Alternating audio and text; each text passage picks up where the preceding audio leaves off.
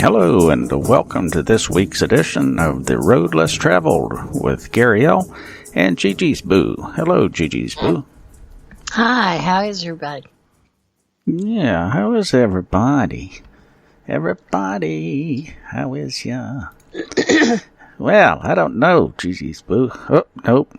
Behind the woodshed, made it just in time. He slid right under the wire. He's safe. Yeah, he's safe. That was a close play, but he made it. Stole home. Hello, chat room. Hello, Real Liberty Media. And eventually, hello, SoundCloud and Shoutcast and all you heathens out there listening live or listening archive. It doesn't matter as long as you listen. We appreciate it. Hello there. I'm trying to get my tongue stuck up against the microphone. Okay. Hello, Asmo, Beth C, Cowboy Tech, Grimner, Moose Girl K, Trust No One, Chalcedony, Free Enslaved, Graham Z, IP Don C, Java Doctor, Paul Bunyan, Rain. I don't think I know Rain. Or maybe I'm just getting old. Rob Works, Behind the Woodshed. There's Hal. Chloe, Dakota, Frumpy. There's Jerjerper. Yehovah, Wanataco, Kozu, Mbot. Nana San Dubois. I think I remember that from a previous week. North Four, Sock Puppet, Tom. Hello, Tom. Vil, Woodman is in here twice. And Phantom. Hello, everyone. Thanks for stopping by. So, what's up, Gigi's Boo? Nothing much. We've got a real good show tonight, I think. Yeah, well, we'll see. Your volume dropped just a little bit. Want to try it again? Well, I lowered my voice a little bit. How about that? Is that better?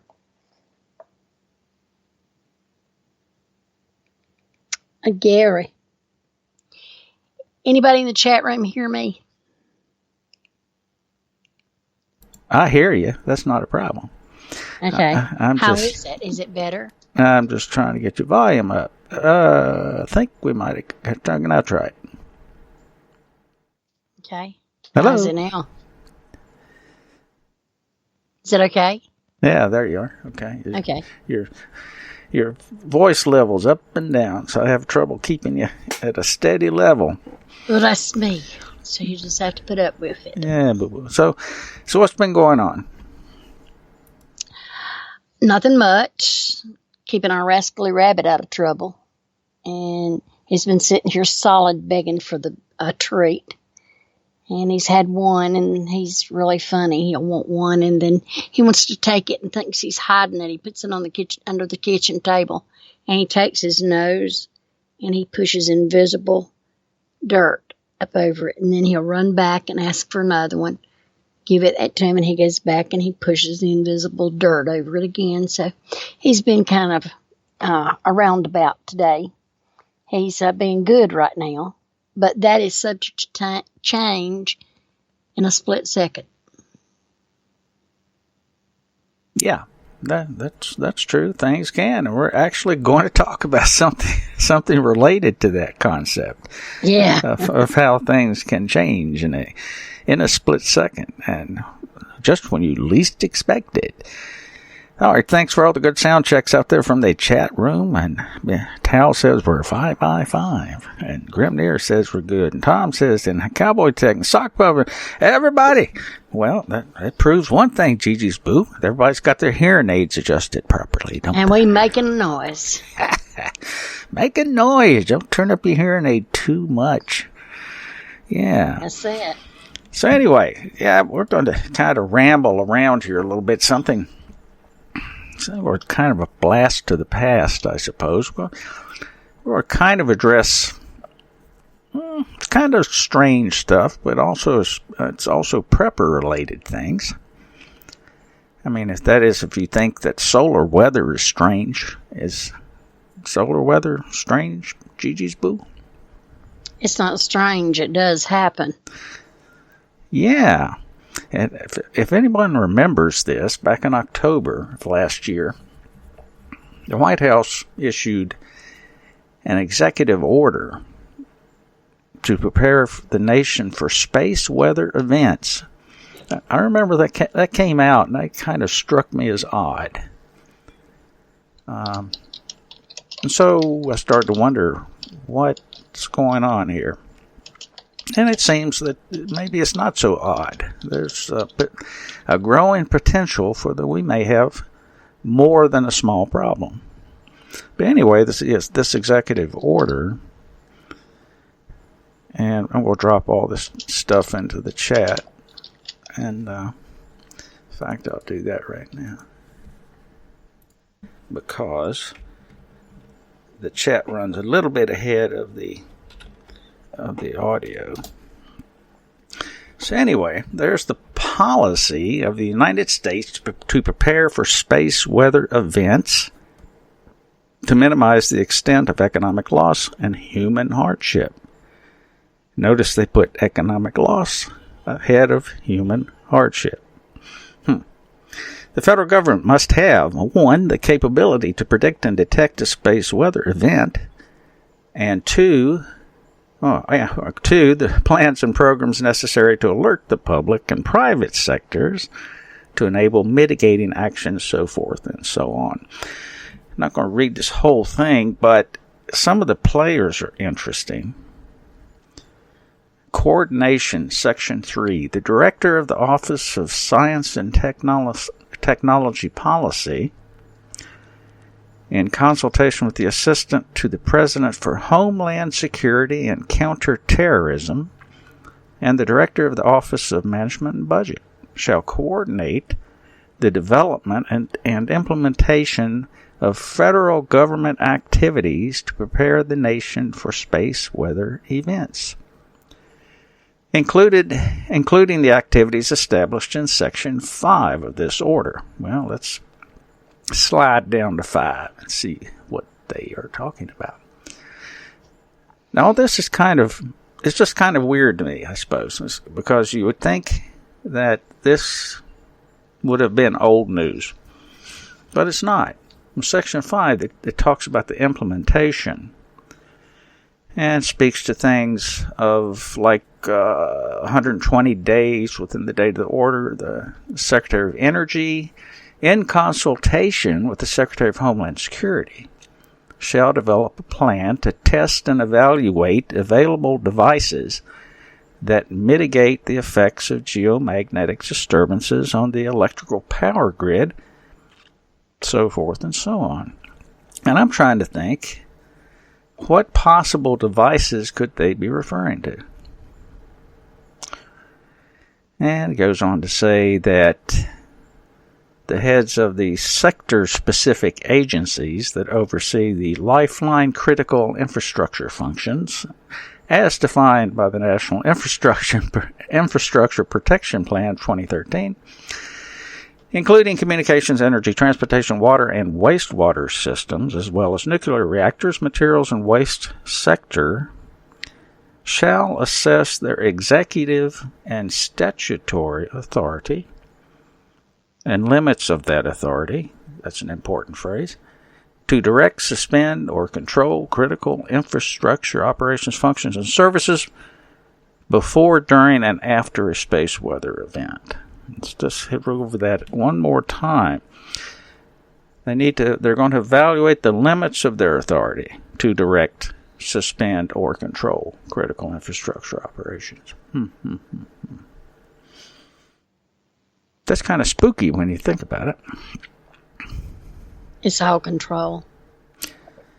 It goes on. Secretary of Defense, Commerce, NASA, National Science Foundation, in collaboration with other agencies as appropriate, shall identify mechanisms for advancing space weather observations, models, and predictions, and for sustaining and transitioning appropriate capabilities from research, blah, blah, blah. Okay, now, Section 6, I think Hal would find interesting. Stakeholder engagement. Now, we've talked about what stakeholders are. And it's not the guy that's helping assassinate a vampire. The agencies identified in this order shall seek public, private, and international collaborations to enhance observation networks, conduct research, develop prediction models and mitigation approaches, enhance community resilience and preparedness, and supply the services necessary to protect life and property and promote economic prosperity as consistent with law. That's a mouthful. It actually does says a lot. Just a lot of things here. The number one thing that jumps out at me is that this probably freed up a whole lot of federal money to be applied to a variety of different industries. Okay, now if you just jump over here, and where is that? I have so many tabs, I don't know what to do. Where is? Graham, they are. What's They're that? saying that the sun is the terrorist. Oh, yeah, the sun's just jumped on the terrorist watch list. And maybe the only one that makes any sense, quite frankly. But you can jump over to the European Space Agency, their website. And they have a pretty interesting little thing going on there called Swarm. Now, whatever Swarm stands for, They're swarming to get you. it's actually a group of satellites that keep an eye on things like the Earth's magnetic field and the electric currents in and around the Earth, and evaluates that on a constant basis. Swarm is actually the fourth in a series of pioneering Earth Explorer research missions. It was followed on by GOCE, and then SMOS and CRIROSAT. It's also ESA's first constellation of satellites to advance our understanding of how the Earth works. And why is all this so... I don't know. It's not like this is something... it's not like it's a new threat. So it makes me wonder if it's... a little government notice that you better watch yourself. What do you think about that, GG's Boo? Oh, now, you know the Indian. She's going to be watching behind her all the time.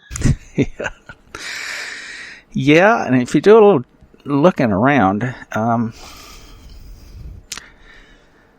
International Academies Press released the National Research Council study, and I'm trying to find the date on this.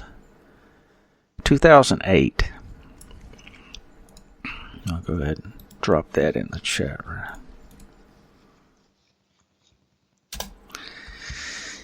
And some of the excerpts from that study, it's a bunch of pages, 132, so I'm not going to...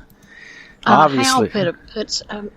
He said collaboration means the only participants will be promoting and benefiting from the agenda underlying that bill. Uh-huh. Yes. That's a good catch, isn't it? Okay, some of the excerpts from that study, let's touch on here. In the event of a massive solar shot, a kill shot, as some people call it, or a massive solar flare or combination of flares, the impacts would be felt on interdependent infrastructures, and that is a real important concept. It's not like all these things stand in a vacuum. They're all interconnected. So that's a really good observation. For example, the drinking water distribution would be affected within several hours. Perishable foods and medications would be lost in about 12 to 24 hours. An immediate or eventual loss of heating and air conditioning, sewage disposal, phone service, transportation, fuel resupply, and so on. Studies stated that the effects on these interdependent infrastructures could persist for multiple years, with the potential for significant societal impacts and with economic costs that could be measured in the several $trillion per year range.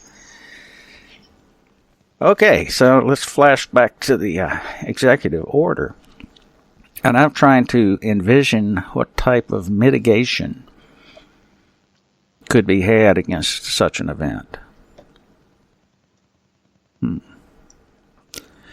Electrical power grids continue to become more vulnerable to disruption from geomagnetic storms.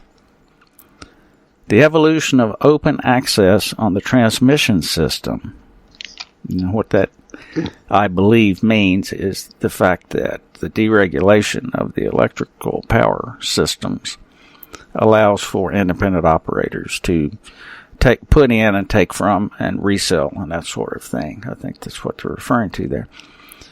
That has fostered the transport of large amounts of energy across the power system in order to maximize the economic benefit of delivering the lowest cost energy to areas of demand. That magnitude of transfers has grown, and the risk is that the increased level of transfers coupled with multiple equipment failures could worsen the impact of a storm event. That's especially notable because, I'm sure you people have seen these big, humongous transformers at these substations, the big monstrous things, and all surrounded by chain link and all that. Ooh, those things are something when they blow. And since you bring that up, as a matter of fact, at any given time in any given region, there is only one of those in reserve. It takes a long time to build one, and they're not cheap. So, is it possible that one of the mitigation tactics would be to build multiple units? Because that is definitely a vulnerability that's there. If one goes down, we have a backup. If 10 go down, we're out of luck. And as we saw, I believe, what was it, 1985, when the solar flare knocked out a lot of power, I think, through Canada, and that's it's not been that long ago. Yeah, I think it was 80 or something. I don't remember exactly when it was. No, this is just being in... Actually, it was 1989. That's when it was. There's been another one, too. Yeah, there was a 92 event, something like that. Yeah. And what happens there is you get this cascading effect. So, you'll blow one area, and then, of course, as the system tries to compensate, it overloads and blows and blows and blows. And so you end up having this cascading failure. So that's a big problem. There's something to bear in mind. Let's go on down through here. The least understood aspect of this threat is the permanent damage to power grid assets and how that will impede the restoration process. Transformer damage is the most likely outcome, although other key assets on the grid are also at risk. In particular, transformers experience excessive levels of internal heating brought on by stray flux when GICs, interference currents. What does that stand for? Geez, I forgot. Well, what now? I didn't hear you. I'm sorry. Geomagnetically induced current. Yeah. When geomagnetically induced current causes a transformer's magnetic core to saturate and to spill flux outside the normal core steel magnetic circuit. So in other words, it burns up. Yeah, it burn up, but melt and everything else. The study stated that previous well-documented cases have involved heating failures that cause melting and burn through of large amperage copper windings and leads in these transformers. So that's where they fall. Everything falls down and goes boom.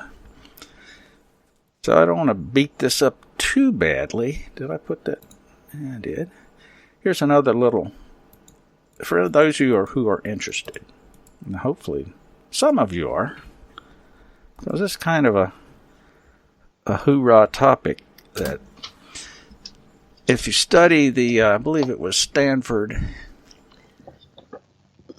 I'm not sure it was Stanford or Princeton. One of the two did a similar study, and their estimations are that within a 10-year period, there is a 12% probability of this sort of thing.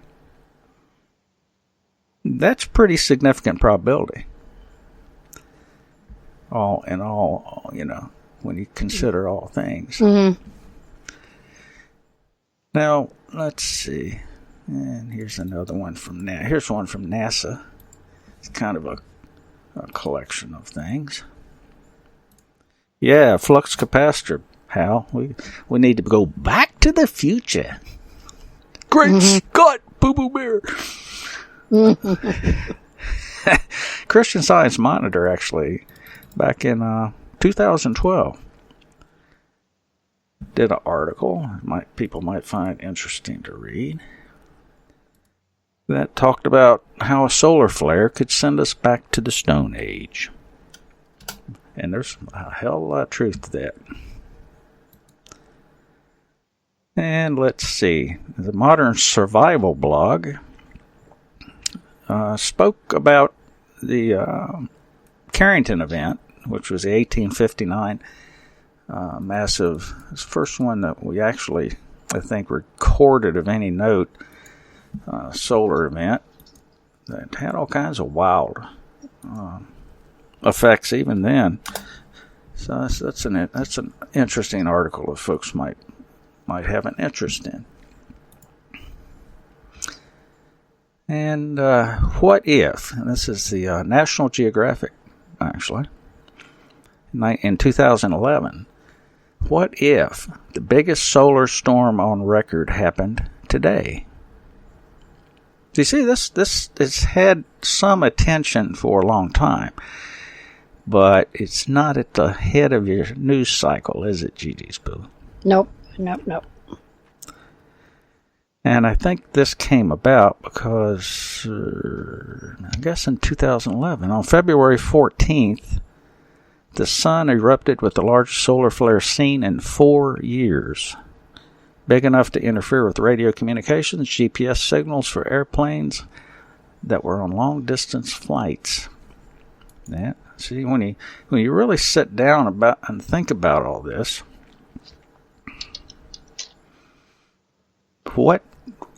it's probably easier to list what would not be affected. Did you, Gigi's Boo, and you probably know this since you're a nurse, did you know that there are recorded higher levels of myocardial infarctions and strokes during high geomagnetic periods? Sure. Just like when the moon's full, you got more murders, more babies being born, more fights, more cuttings, more shootings. I mean, the sun, moon, and stars has effect on us, whether you believe it or not. And a solar flare is really nasty. Mm-hmm. Yeah, and this article goes on to talk about the Carrington event, and which was named after the astronomer Richard Carrington, who witnessed the mega flare. And he was the first one to actually realize that there was a link between that and some of the disturbances on Earth. So that was a pretty good catch by Mr. Carrington. During the Carrington event, northern lights were reported as far south as Cuba and Honolulu. while southern lights were seen as far north as Santiago, Chile. Mm-hmm. The flares were so powerful that people in the northeast United States could read a newspaper just from the light of the aurora. That's yeah. This is where it gets bright, ain't it, kid? Yeah. We have, University of Colorado Baker said electrical disturbances as strong as those that took down telegraph machines, and that's really, from a, I guess, infrastructure standpoint, that was pretty much what's the limit of what was out there in 1859. The internet of that time makes sense. Solar storms aimed at Earth come in 3 stages.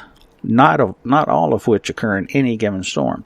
First thing that happens, high-energy sunlight, mostly X-rays and ultraviolet light, ionizes the Earth's upper atmosphere, which interferes with radio communications. Next comes a radiation storm, potentially dangerous to unprotected astronauts. So if you're in the International Space Station, one of those things happen. Actually, I think they have a safe room for that. That's something rattles around my head about that. They might have a special area, the shielded area they can go to. Then comes the coronal mass ejection, or CME, and we've all heard about those. And usually takes a couple of days to reach the atmosphere, but when it hits, the solar particles interact with the magnetic field to produce a powerful electromagnetic fluctuation. Some people attribute or compare it to living in a cyber cocoon. And you can imagine what the consequences are if that whole thing fractured. Mm-hmm. If the GPS satellites went down, then your cell phones, airplanes, and automobiles would be at risk. Unless you got one of them old-timey cars. Yeah, old-timey car. One before they put the computers in them. The gentleman indicated that every time you purchase a gallon of gas with your credit card, that's a satellite transaction.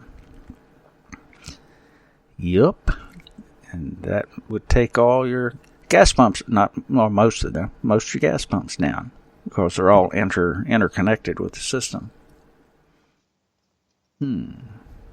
Geez, but you were, I kind of cut you off. What do you think the function is electrically with the brain and the heart and all that stuff? Well, the heart is it has an electrical current. It fires. It's got a firing mechanism, SA node. It's what fires it. And it has to have the proper things, of course, to make it fire, the right electrolytes and everything. And also the synapses in the brain, that's firing too. Mm-hmm. So you see, when all that goes haywire, the body's going to go haywire. Mm-hmm. And in other words, if you've ever seen anybody that's been hit by a lightning bolt, mm-hmm. maybe magnify that 20 times worse. It's really bad. Mm-hmm. So you think even people with pacemakers would be affected, wouldn't they? Oh, yeah. That thing would stop. So, yeah, I mean, that's not I guess, a strategic concern, but for those of us who have these kind of issues, it would certainly be a personal concern. But what's making this worse, and why did the White House get all tore up about it? Probably has a lot to do.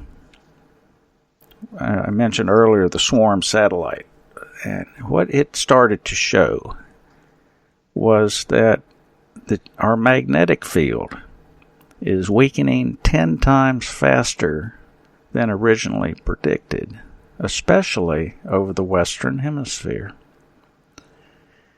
Now, so what's the big deal? Well, it's the magnetic field that helps protect us from solar radiation. So, an enhanced solar shot with a degraded magnetic field is not your best case scenario. And they're still trying to figure out what is going on with the magnetic field. And I'm trying to find the numbers. I saw them earlier. Yeah, previously researchers estimated the field was weakening about 5% per century. But the new data revealed the field is actually weakening at a 5% per decade, or 10 times faster than thought. As such, they anticipate, now I'm kind of getting ahead of things here a little bit, but I think most people know that our magnetic poles kind of wander around. They move around, and that's probably part of what's going on with the magnetic field. And the movement of the poles is actually kind of, at last report, I didn't check for an update, but kind of accelerated faster than they had anticipated. So the Earth's magnetic field acts like a giant invisible bubble that shields the planet from dangerous cosmic radiation and so forth, and solar winds. And according to what they believe, this magnetic field exists because Earth has a giant ball of iron at its core, surrounded by an outer layer of molten metal. So it's kind of like a dynamo, I suppose. Mm-hmm. And this is what they think. And obviously, no one's actually looked. Changes in the core temperatures and Earth's rotation boil and swirl the liquid metal around the outer core, creating magnetic field lines.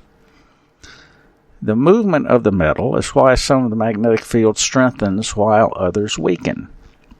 When the boiling in one area of the core slows down, fewer currents of charged particles are released, and the magnetic field over the surface weakens, so forth and so on. The swarm satellites, they don't only pick up signals from the Earth's magnetic field, but also from its core, mantle, crust, and oceans. And scientists hope to make the data, or use the data to make navigation systems that rely on the magnetic field. And that's a little bit like, what is it? Some of the birds do something like that, don't they, Gigi's Boo? Gigi's Boo? Hello? Gigi's Boo must be off on a mission. Yes. No, I can't. I'm here. Oh, you didn't hear me? Yeah, it just didn't want to pick up. I mean, something, I don't know, glitch. It's a glitch in the Matrix. That's it.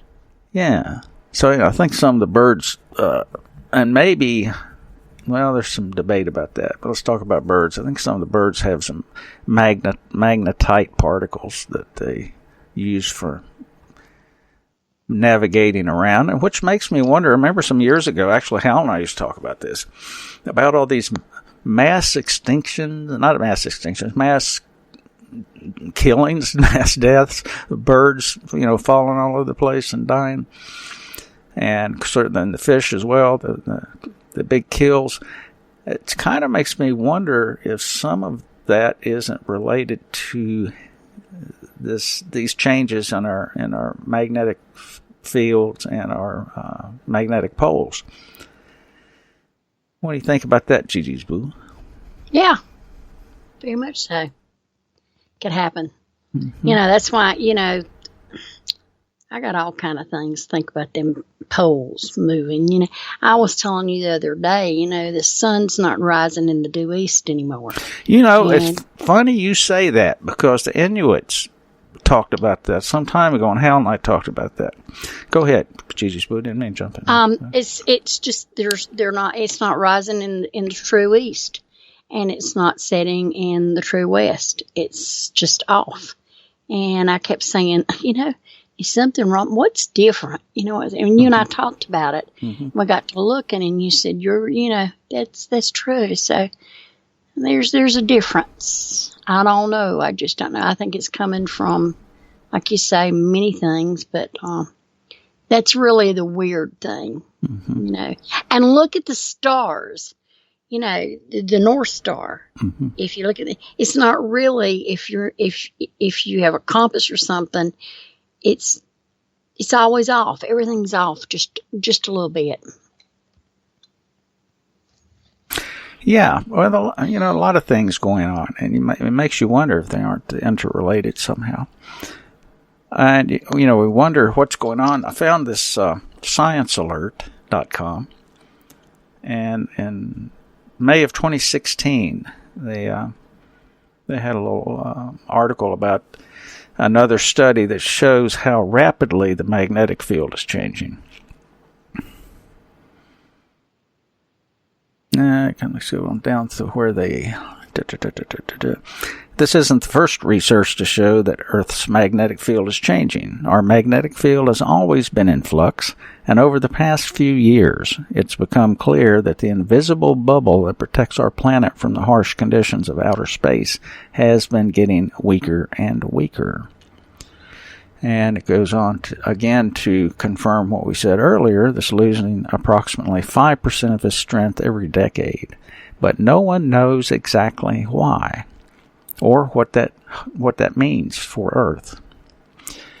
One of the most likely explanations for what we're seeing is that our magnetic poles are getting ready to flip. Now, I hate that word, because everybody gets the idea that the Earth turns 180 degrees. I think that... I know. I think that I get real tickled at people. I think that... Just like they never wanted to go to the end of the ocean because they thought they were going to drop off. Right. I think that links back to some stories books were written back in the 60s and 70s, the Jupiter effect or something like that. It kind of gave the impression that everything was going to flip and the seas would be thrown on. It's just nuts. Anyway, that's not what really happens. Anyway, that's something that happens about every 100,000 years or so. And it sounds a lot worse than it really is. And there's no evidence at all that life on Earth suffered when it's happened in the past. The most likely impact is our compasses would eventually point south instead of north. Well, now there's a new cottage industry, Gigi's Boo. We'll start building new compasses with the arrow on the south, on the S. Yeah, that's what we're going to do. We could really manufacture those things, couldn't we? Put Atticus to work. Oh, gosh. Yeah, such a flip is not instantaneous, but would take many hundreds, if not a few thousand years, the ESA says, back in 2014. However, even though the overall message of being don't panic, scientists still know relatively little about our magnetic field. So in 2013, and it talks about the ESA launching the swarm satellites and so forth in order to get a little better look at things. The weakest part of our magnetic field, the South Atlantic anomaly. Now that's something I just recently came across, which is over South America, and it moved westward over the past 7 years and also weakened by 2%. And apparently there's a big magnetic anomaly down there, so I guess that means compasses don't work right or something. So I never realized that until I started reading up on this again. But anyway, I'll drop this article into the chat room, so anybody who wants to see more is free to do so. Now, Gigi's Boo, let's all this doom and gloom. What is it? I mean, the government wants people to figure. Well, at least they want their corporate partners to figure out mitigations and so forth for the potential here. Well, what can the average Joe Schmuckatelli do? Yeah. Okay. Bury your money in the backyard. Have your money ready, because you're going to need it, whether you think so or not. You will. If you don't want to carry paper money, be sure to carry silver. Gold, which there's not any of that around much anymore. And if you can't do that, have something to barter with. I know Gary and I talk about bartering all the time. That's very, very, very, very important, that you have something to barter with, and it doesn't have to be of equal value of what you're going to barter for.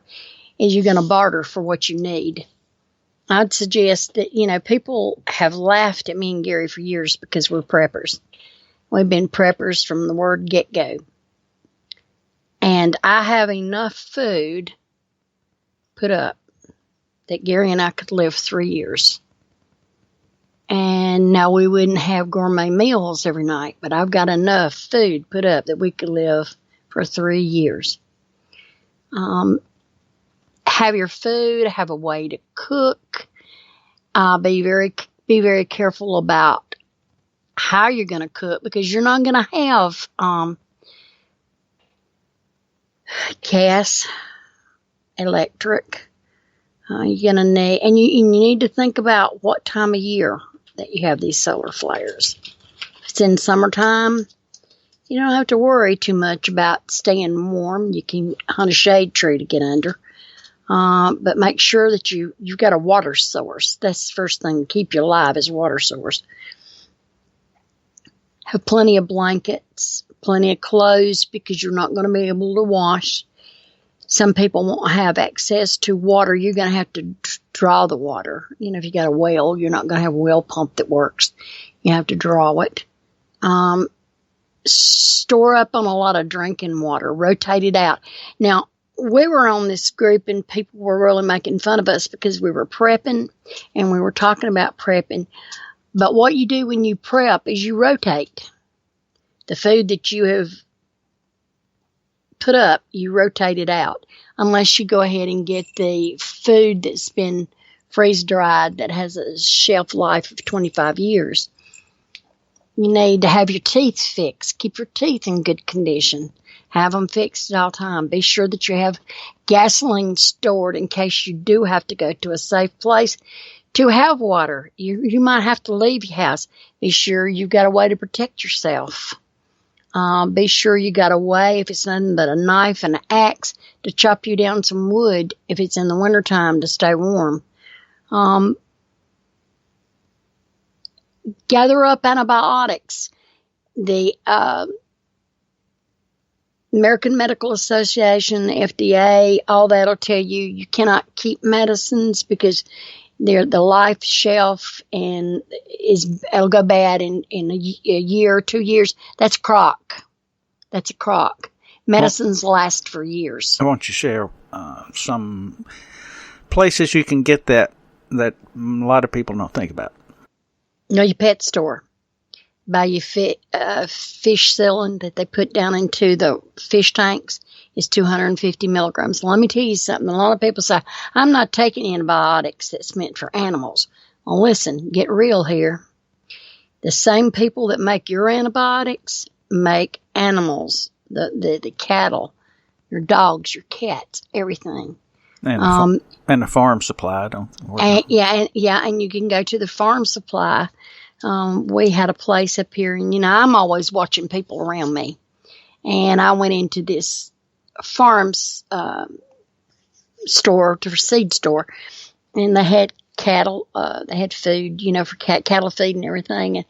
And I was kind of walking around, and I saw this black car pull up, and 3 men got out. And I was standing looking at the antibiotics and stuff, and 3 men came in and they bought 3 great big bottles of antibiotics pills. Now, for cattle, penicillin will come in a 1,000 milligram tablet, and all you need to do is to ratio the proportion to your weight, and you can figure out how much you're going to take, because penicillin sometimes is given at 500 milligrams. For a child, you can break it down to 250 or 125, and it's just breaking it and taking it. And I kind of questioned, and the guys that run the place said those guys were with the FBI. Mm-hmm. And I said, hey, okay. And I just kind of scattered outside, and like I was getting something out of the back of the truck. And there it did have a government tag on it. And so I said, what are they doing buying this up? And they said, well, they tell us it's easier to get it from us than to go to the doctor and get a prescription when one of them gets sick. Sure. I believe that like I believe I've just won the $1 billion lottery. Those people know stuff that we don't know. And you take a lot of stuff like that, you can use it. I believe somebody mentioned the silver. Yeah, you can take that. You can take that. Be very careful with that. I know a person that took too much of it and they turned gray. Keeping bacteria down, keeping viruses down is nothing more than universal precautions. Cleanliness, washing your hands when you touch things, cooking your food good, not letting everybody put their hands on the food as you're fixing it. One person needs to do it, or two people, whatever. But you need to do that and have all that put up. And my suggestion to you with the antibiotics is get you a vacuum seal, because see, they already are in the container that protects them from light and air, but go ahead and seal them in your vacuum sealer, and then all you have to do is just throw them in a bug out bag, and you got all of it right there together. I would stock up on suture kits. It doesn't matter if you don't know how to tie a suture. Tie it in a knot. If somebody's bleeding you tie it up. Get you a couple of those cauterizing pins that are run on batteries, and all you have to do is hit the little vessel and it'll stop it. Another thing that, I don't know if I've mentioned this or not, but my little grandmother was a midwife, and she went around, and she was also what I consider a healer. And I know that there's plenty of times that somebody would have cut something, and she'd reach and get a spider web real quick, and she'd wrap that thing around, and she'd slap it and punch that cut together. And if you've got a little soot, a little carbon, put that on there. That keeps it, that helps it. There's lots of ways. Just get on the internet and learn, but do it now. Don't wait till the last minute. I never let the car get down below the mark of full. If I have to, go every few days, which we don't go that much, and go on about that, and be prepared, and be prepared to protect yourself. Yeah. Before you get into that, let me throw one thing in here. Also, cayenne pepper, and cayenne pepper is a powerful anticoagulant. So yeah, it is. A lot of dentists will put that down on the socket when they pull a tooth. Mm-hmm. Okay, we're going to talk about protecting yourself, which is actually it's hard to quantify these things, but it's up in the top 10 or maybe top 3 of vulnerabilities that most people will have, is the fact that not everyone, but most people around you will not be ready for something like this. And what's the first thing they're going to try to do, Gigi's Boo? They're going to try to take it away from you. Yeah. And so, what do you have to do to try to protect yourself from that? Be armed. Be very aware of your surroundings. Shoot. As I tell everybody, I'd rather be judged by 12 than carried by 6. And I'm gonna protect myself. And I've got a Jim Dandy gun, and it's really the backup gun to the Secret Service. And Jim Dandy, Gary's gonna drop you a link in here. And this is a sweet gun. In fact, it is really right now the most sought after gun in the world. Yeah, it's one that Kel-Tec doesn't make a lot of them, but it's one that yeah, you're right, Sock Puppet. Yeah, cayenne pepper does that as well. So it's a good thing to have in your supplies for a lot of reasons, and I like cayenne pepper anyway. But anyway, the Kel-Tec PMR 30. Now, there are a lot of reasons why that's a really good pistol. One of them is that, what's the caliber, Gigi's Boo? .22. 22 Magnum. Magnum, yeah. 22 Yeah. Magnum. And it holds a magazine. Each magazine holds 30 rounds. And if you put one, slide it in, you can shoot 31 times. Right. That's right. So, and it's very lightweight. It's composite for the most part. And it weighs about a pound or so. And so I dropped a video into the chat. Hickok 45, if any of you guys follow weapons reviews, he's probably one of the best out there. And he's very prolific in his reviews. And most of the time I find them quite accurate. But yeah. It's very fast acting, and it's very accurate. Mm-hmm. And it's good for a range of things. I mean, there are other weapons, to consider. But from a small game aspect, all the way up to a self-defense aspect. So it's a very, I never can think of that word. It's a very flexible weapon. Yeah. Yeah, and Caltech, they're not cheap, are they, Gigi's Boo? Oh, no. They're not cheap, but boy, they shoot, and they're really good for women. Well, they're good for anybody, but some women have problems with a recoil or being able to, hit the target, with a pistol. Most women are real good with a rifle, but I'm telling you, this thing is jam up.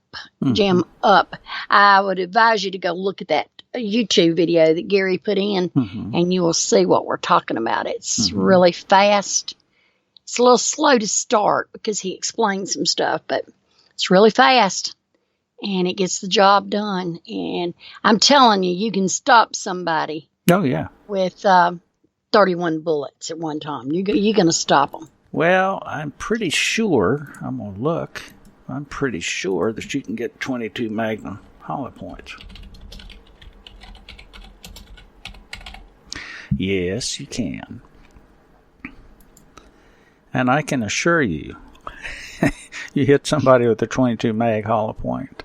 It goes in small and it comes out real big. And because the muzzle velocity on that thing is pretty keen. So the impact, even though it's a small mass, it's still going to have a fairly significant impact. And that's the thing, and that's really an important consideration, because in a system down scenario, and remember we were just talking about meds, talking about antibiotics and things like that. In a system down scenario, if someone gets badly wounded or even moderately wounded, what's going to happen to them over time without medical care, Gigi's Boo? They're going to die. Mm-hmm. They're going to die, yeah. And you blow enough holes in them, they're going to die before they want to, probably. Right. And that's also something from a defensive point of view to bear in mind as well. That you really don't want to get cut. You really don't want to get shot. You really want to be careful about how you move around. Be careful not to expend too much energy. That's a real important concept. I mean, it's almost a scientific approach, but you have to be aware of how much energy you're expending as opposed to how much food stores and for food reserves that you have. It also can be used in a defensive mode, because if you are able reasonably to move from point A to point B and have a sufficient amount of supplies, food and so forth, take the most god-awful route that you can plot. And if you're talking about mountains, take the hardest path that you can follow. And why is that? Because most of the folks out there are not going to be as well prepared as you are. That's exactly right. And in order to get to you, they're going to expend far more energy than they have the facilities to replace. I mean, it's just little bitty things like that to bear in mind. And it's sad that we have to think about that, but let's get real. We've become so doggone spoiled by our technology and electricity and our heat and our air and our lights and our cell phones and, my God, our iPads that everyone can't seem to stop staring at. But that, all that could come to a screeching halt. And I started out with, and I still got, a 40 caliber Springfield. And I can shoot the devil out of that thing too. Gary says he's so glad that he married me because I'm not the type of woman that asks for diamonds and pearls. I get excited over guns and things like that, and ammo and prepping and cloth and sewing machines and stuff like that. But he's really in his stress to me because now my grandfather taught us to shoot. We were born with guns in our hand, just tell you the truth. When Gary came along, it was a little bit more detailed that he went into with me. And I'm glad he did because I learned a lot from him. And makes a whole difference in the world. And one other thing, I want to jump in real fast. You were talking about figuring proportions for medications. And if I'm not mistaken, you can usually find an old physician's desk reference, a PDR. And one, most doctors get a new one every year or so. So you can usually find someone who will give you one. And that's a great piece of reference material. Yeah. I mean, that tells you anything and everything you want to know about, drugs and proportions and all these kinds of things. So if you can get, it's a big, thick book, and it takes up some space and has a little weight, but it's well worth having one handy. Okay, yeah. Jesus Boo, we're about out of time. I did want to end up with something a little bit more on a positive note. That makes sense? Okay. Yes. Okay. Let's take a look at this. A lot of well-off people look at poor people with mistrust. Now, we all kind of do that, I guess. I have to admit that I'm just as guilty as probably many people. Most folks assume that people asking for money on the streets are delinquents or thieves on the lookout for anything they can get their hands on. But in truth, people living in poverty often turn out to be more generous and empathetic than those who live comfortable lives. An example of this is a little boy named John Thuo. He lives in Nairobi, Kenya, where, like many other poor kids, he used to beg for money on the streets. John Thuo used to spend his days on the streets of Nairobi begging for money, something that irritated many drivers because they assume that beggars are most likely thieves. However, John proved that he's not only not a thief, but he also has a heart of gold. One day, the boy was out begging when he approached a car to ask for money. But when he looked inside, John was struck by something unusual. The driver of the car was hooked up to tubes and breathing oxygen out of a tank. The woman's name is Gladys Kamande. She's 32 years old, and she explained to John that her lungs had collapsed, so she couldn't breathe properly and had to carry oxygen tanks in order to stay alive. John was shocked to realize that in spite of his poverty, there are people in the world who are worse off than he is, because they don't even have their health. Moved to tears, John offered Gladys all the money that he'd taken in that day and held her hand through the window. A passerby noticed, took some photos, and told the story on the internet. And within a few days, the story had gone viral and triggered a chain of events that would change their lives forever. After Gladys' story spread, thousands of donations poured in. Kind-hearted strangers contributed $80,000 to enable her to travel to India and receive treatment. And how's John doing? Well, after all the attention he received on social media, he was finally rescued from the streets and adopted into a loving home. The woman who adopted him, Nisi Wambugu, also gave him the opportunity to start studying. In the end, John's gesture of kindness helped not only Gladys, but also gave him a mother and a home. So that's all we have tonight, Gigi's Boo. Remember that. Not everybody's bad. Yeah. That's right. We've got good people in the world. There are good people. We thank you. Thank you so much for everybody for listening. And remember to take the road less traveled. And I love you all big to my heart. Y'all have a good night till next week. Okie dokie. See you next time on The Road Less Traveled. Take care. Bye-bye.